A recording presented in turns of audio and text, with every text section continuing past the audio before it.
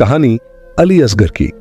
वो लोरी जो मां ने दी थी आज तक हर रोने वाली आंख में गूंजती है। करबला की तपती रेत पर एक ऐसा मंजर लिखा गया जहां तलवारें थीं, भाले थे, खूनी लश्कर था, मगर एक प्यासा बच्चा अपनी मुस्कान से सारी तलवारों पर भारी पड़ गया। ये अली असगर था, हुसैन का वो नन्हा चिराग, जिसने अपने सूखे होठों से दुनिया को दिखा दिया कि कुर्बानी सिर्फ मैदान में तलवार चलाने से नहीं होती। कभी कभी एक मां की गोद में छुपा बच्चा भी दीन को बचा जाता है। ये वही मासूम था जिसने बिना बोले, बिना चीखे अपनी गर्दन से बहता खून करबला की रेत को गवाही बना गया। वो तपता हुआ दिन था 10 मुहर्रम, जब सूरज भी करबला की रेत पर आग बरसा रहा था।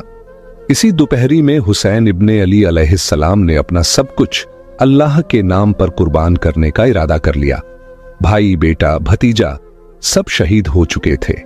अब वो खुद मैदान में आखिरी बार हक की आवाज लेकर खड़े थे। इमाम हुसैन ने यजीद की फौज के सामने ललकार कर कहा, मैं वही हूं जिसके लिए मेरे नाना रसूल अल्लाह ने कहा था कि हुसैन मुझसे है और मैं हुसैन से हूं। क्यों मेरे मासूम बच्चों को प्यासा रखा? क्यों रसूल की बेटियों के आंसू बहा दिए? क्या तुम में कोई नहीं जो मेरे नाना से मोहब्बत करता हो? कोई तो हो जो इस बेसहारा हुसैन का साथ दे, कोई तो हो जो रसूल की बेटियों के पर्दे की हिफाजत करे। इतना कहते ही लश्कर में सन्नाटा छा गया, लेकिन खेमों में सिसकियों की आवाजें गूंज उठीं। बीबियों के रोने की सदा आसमान तक पहुंच गई। हुसैन कदम बढ़ाकर खेमों के पास आए। धूल और आंसुओं से भरी फिजा थी। उन्होंने बीबी जैनब और बीबी रुबाब से कहा, मेरी प्यारी बहनों, बीबियों से कह दो कि अभी हुसैन जिंदा है, उनकी आवाज नीची रहे, मेरा हौसला मत तोड़ो। मगर जैनब के सब्र का बांध टूट गया। वो आंसू पोंछती हुई बोली, भाई हुसैन, किससे उम्मीद लगा रहे हो? सब खामोश हैं, कोई मदद को नहीं आया। तभी खेमे के कोने में झूले की रस्सी हिली। नन्हा अली असगर था, 6 महीने का वो प्यासा फूल, जिसने इमाम की पुकार सुनी और झूले से खुद को गिरा दिया, जैसे कह रहा हो, बाबा अगर कोई नहीं तो मैं हूं। इमाम की आंखें भर आईं। वो रुबाब से बोले, रुबाब, मेरे लाल को मेरे पास लाओ। बीबी रुबाब कांपते हाथों से अली असगर को उठाकर लाईं। इमाम ने उस नन्हे फूल का माथा चूमा। उसके होंठ सूखे थे, रंग पीला पड़ गया था, सांसें थमी सी लगती थीं। इमाम ने उसे अपने सीने से लगाया और मैदान की तरफ बढ़ चले।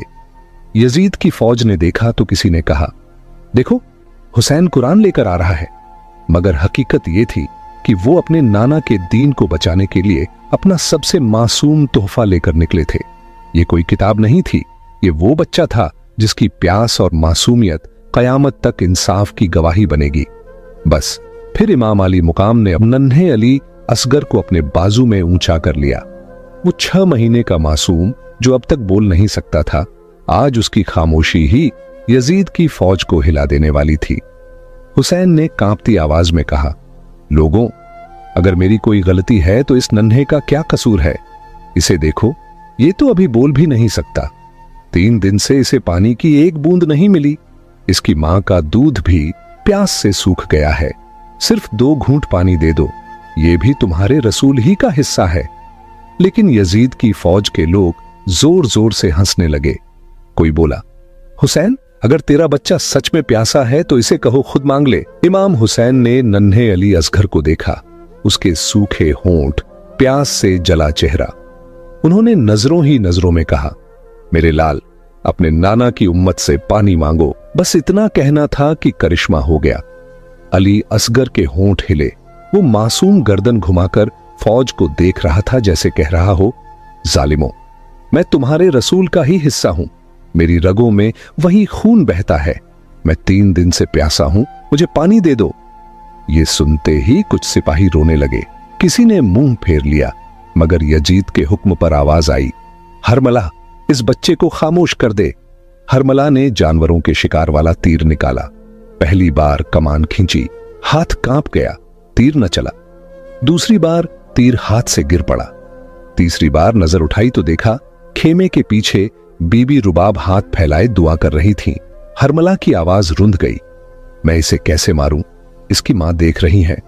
मगर उम्र बिन साद ने चिल्लाकर कहा, हरमला, उस मां की तरफ मत देख।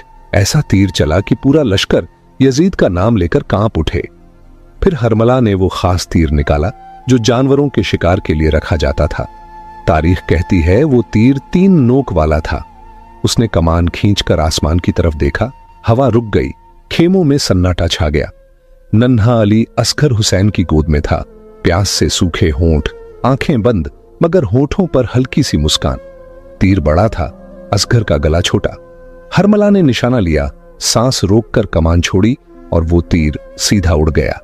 तीर की एक नोक अली असगर के कान में लगी, दूसरी नोक उसके बाजू और सीने को चीरती चली गई और तीसरी नोक उसके पेट से होती हुई हुसैन के बाजू में जा लगी। मासूम असगर की मुस्कान जैसे कह रही थी, बाबा मैंने अपना हिस्सा दे दिया। हुसैन ने अपने 6 महीने के इस नन्हे लाल को देखा। उसकी रगों से कभी मां का दूध बहा था, अब वही दूध और खून हुसैन के हाथों पर गिर रहा था। करबला की रेत तप रही थी, सूरज आग बरसा रहा था, मगर हुसैन की गोद में वो मासूम अब हमेशा के लिए खामोश था। हुसैन ने ऊपर आसमान की तरफ देखा। या अल्लाह, इस खून को कहां बहाऊं? उन्होंने चाहा कि इस खून को आसमान की तरफ उछाल दें। आसमान से आवाज आई, हुसैन, इस मासूम का खून मुझ पर मत फेंको।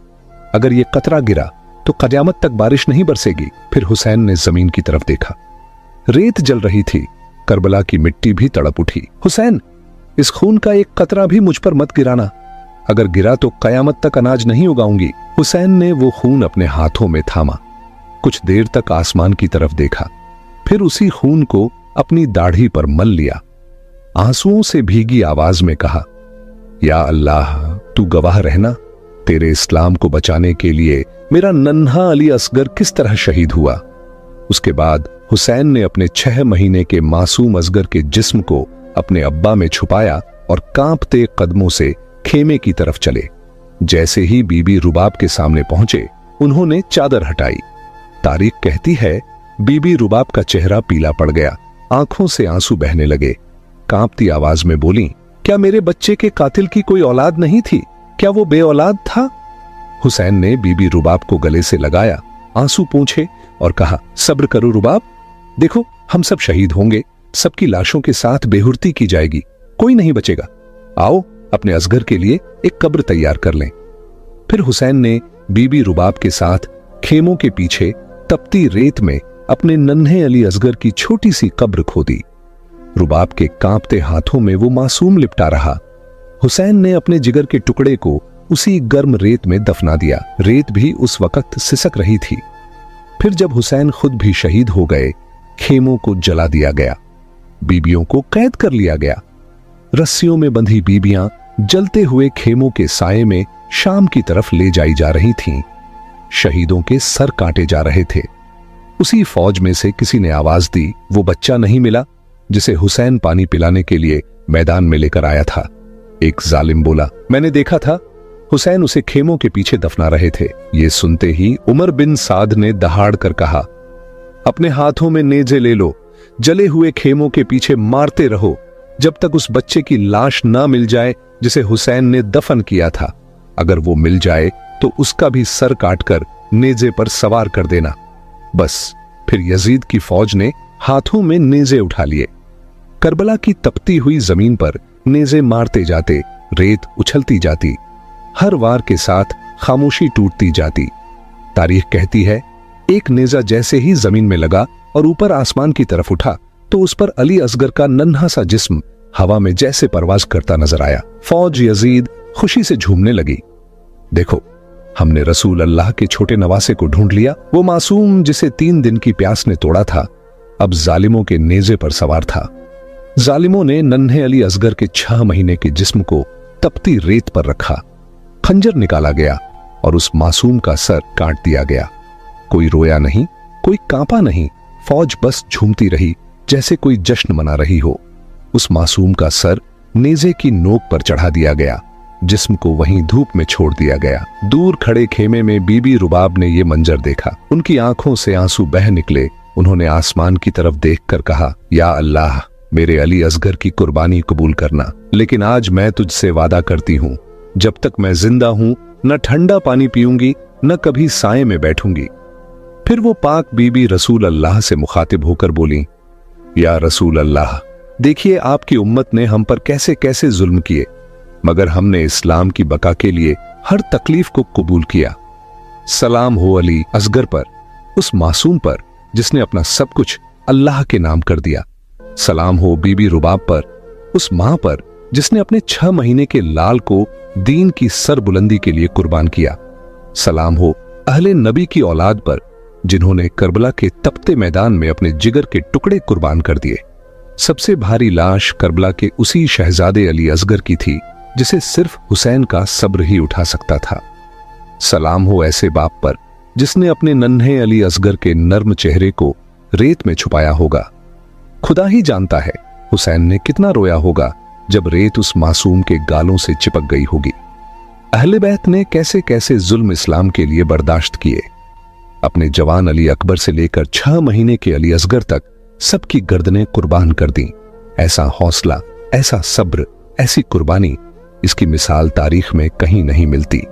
करबला की मिसाल ही अपनी जगह सबसे ऊंची मिसाल है। सलाम हो अहले बैत पर, जुल्म की तारीख में यह बात भी लिखी गई है, एक नन्हे से गले में हर मलाह का तीर था जिसने उस मासूम का सब कुछ छीन लिया।